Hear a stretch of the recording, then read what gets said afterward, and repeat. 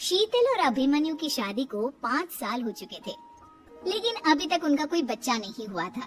इसकी वजह से शीतल और अभिमन्यु परेशान रहते थे, लेकिन उन दोनों से ज्यादा परेशान थी शीतल की सास, यानी अभिमन्यु की माँ जानकी देवी। जानकी देवी चाहती थी कि जल्दी से जल्दी उनकी गोद में पोता या पोती आ जाए, और इसलिए वो अपनी बहू शीतल को लेकर एक दिन हॉस्पिटल पहुंची। डॉक्टर मैडम, जरा ठीक से चेक करके बताइए ना, कई बड़े बड़े डॉक्टर को दिखाया है, लेकिन मेरी बहू माँ ही नहीं बन पाती। मैंने शीतल को बहुत अच्छे से चेकअप किया है। देखिए, बात यह है कि शीतल के अंदर माँ बनने की कैपेसिटी नहीं है। ये आप क्या कह रही हैं डॉक्टर साहब? कोई तो इलाज होगा ना, कोई दवाई दे दीजिए।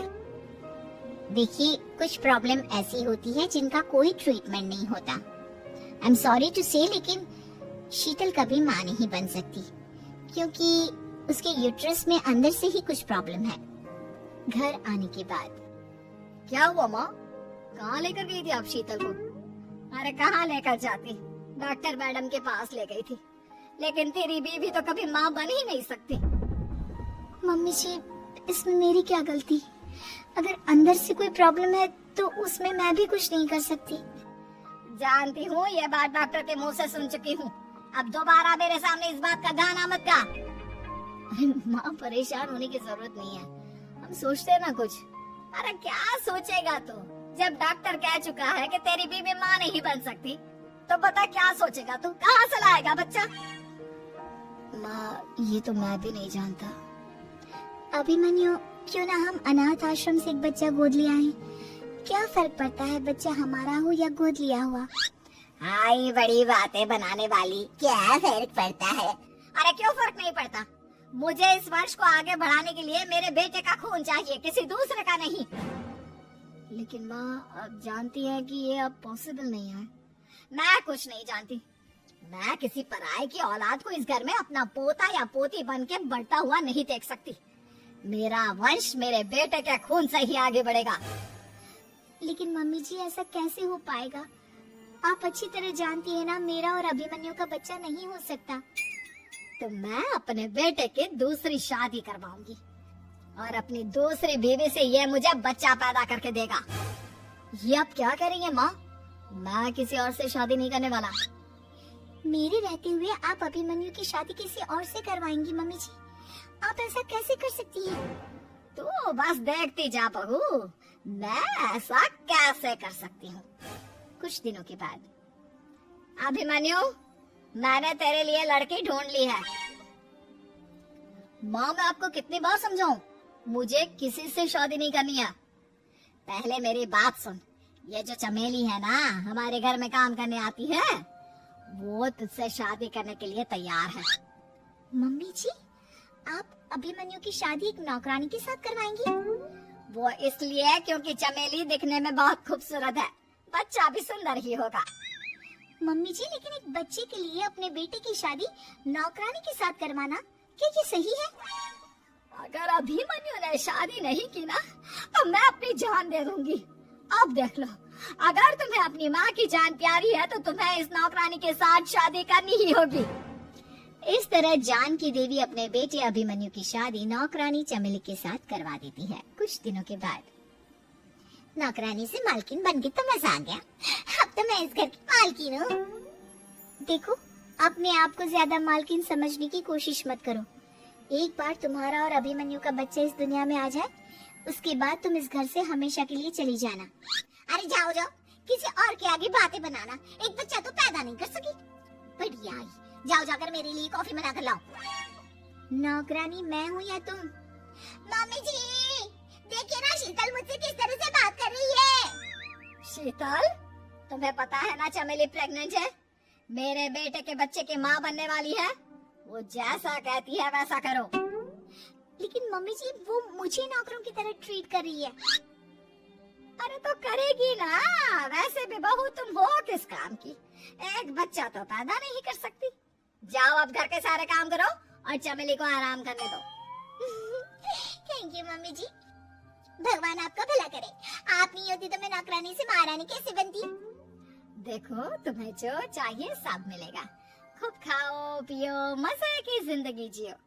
लेकिन बस मुझे एक बच्चा पैदा करके दे दो। कुछ दिनों के बाद, मम्मी, बच्चे के लिए आपने मेरी शादी चमेली के साथ करवा तो दी, लेकिन दिन और रात का चैन मिट गया है। सारा दिन शीतल और चमेली की बहस चलती रहती है। अब शीतल को इस घर में रखने से क्या होगा? मैं तो कहती हूँ उसे घर से निकाल दो, है भी किस काम की। मैं ऐसा नहीं कर सकता माँ, वो मेरी पत्नी है, उससे बहुत प्यार करता हूँ मैं। तुम्हारी पत्नी चमेली है, चमेली, उससे प्यार करो। अरे तुम्हारे बच्चे को जन्म देने वाली है वो। अभिमन्यु, मैं खुद ही इस घर से चली जाती हूँ। वैसे भी अपने ही घर में नौकरों की तरह रहकर परेशान हो चुकी हूँ। घर की नौकरानी मेरे ऊपर हुक्म चलाती है, वो तुम्हारी पत्नी बन चुकी है। अब मेरा इस घर में क्या काम? अभिमन्यु के बार बार रोकने पर भी शीतल उस घर से चली जाती है। कुछ दिनों के बाद चमेली एक बच्चे को जन्म देती है। भगवान ने मेरी सुन ली, मेरे बेटे का घर भर गया, उसका अपना बच्चा इस दुनिया में आ गया। मम्मी जी, बच्चे को हाथ लगाने से पहले मेरी एक शर्त तो सुन लो। तुम कहना क्या चाहती हो चमेली? आपकी मम्मी को बहुत शौक था ना अपने पोते को खिलाने का। अब देखो, इस दुनिया में हर चीज की कोई ना कोई कीमत तो होती है। तुम अपनी आधी प्रॉपर्टी मेरे नाम कर दो, बच्चा तुम्हारे नाम। अरे लेकिन मैंने अपने बेटे से तुम्हारी शादी करवाई है, अब ये सौदेबाजी कहाँ से आ गई? जो औरत अपनी बहू को घर से निकाल कर एक नौकरानी के साथ अपने बेटे की शादी करवा दे, वो तो सौदेबाजी कर ही सकती है ना। उसका कैसे भरोसा कर सकते हैं? मुझे बस आप लोगों की प्रॉपर्टी चाहिए, उसके बाद ही बच्चे को आप हाथ लगा सकते हैं। मैंने कहा था ना मम्मी, आप गलत कर रही हैं। देखिए, उसका नतीजा आपके सामने है। जब शीतल को पता चलता है कि अभिमन्यु और चमेली का बच्चा दुनिया में आ गया है, तो वो अपने घर पहुंचती है। अभिमन्यु, कहाँ है आपका बच्चा? क्या मैं उसे देख सकती हूँ? कुछ भी मत पूछो शीतल, माँ की हुई एक गलती हम लोगों पर भारी पड़ रही है। वो नौकरानी अपनी औकात पर आ गई है और अब हमसे अपनी आधी प्रॉपर्टी मांग रही है, वो भी बच्चे के बदले में। एक बात कहूँ अभिमन्यु, आप उसे कुछ भी देने से मना कर दो। अरे कैसी बात कर रही हो?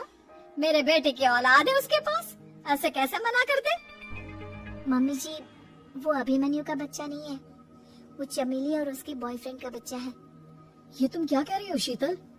ये देखिए वीडियो, चमेली और उसका बॉयफ्रेंड आपस में बातें कर रहे हैं कि उन दोनों ने मिलकर आपको बेवकूफ बनाया है और अब इस बच्चे के बदले आपसे प्रॉपर्टी भी हड़प लेंगे। हे भगवान, ये मुझसे क्या हो गया? ना तो बच्चा मिला और अपने बेटे की नौकरानी के साथ शादी करवा दी सो अलग। अब क्या होगा? मुझे माफ कर दो शीतल, मेरी वजह से तुम्हें बहुत तकलीफ हुई है। अभिमन्यु, मैंने कहा ना, उस नौकरानी को उसके बच्चे सहित इस घर से बाहर निकाल दो। लगता है मेरे अभिमन्यु का बाप बनने का सपना अधूरा ही रह जाएगा। अभिमन्यु, अपनी मम्मी से कहो कि परेशान ना हो। आपको याद है एक बार हम एक IVF सेंटर गए थे, मैंने फिर से वहां जाकर बात की थी और आपको पता है इस बार मैं प्रेग्नेंट हूँ, क्योंकि हमने वहां पर प्रोसीजर करवाया था जिसकी वजह से मैं प्रेग्नेंट हो गई थी और इस बात का पता मुझे बस कुछ महीने पहले ही लगा है। हमारा बच्चा इस दुनिया में आने वाला है अभिमन्यु। मुझे माफ कर दो शीतल बहू, मुझसे बहुत बड़ी गलती हो गई।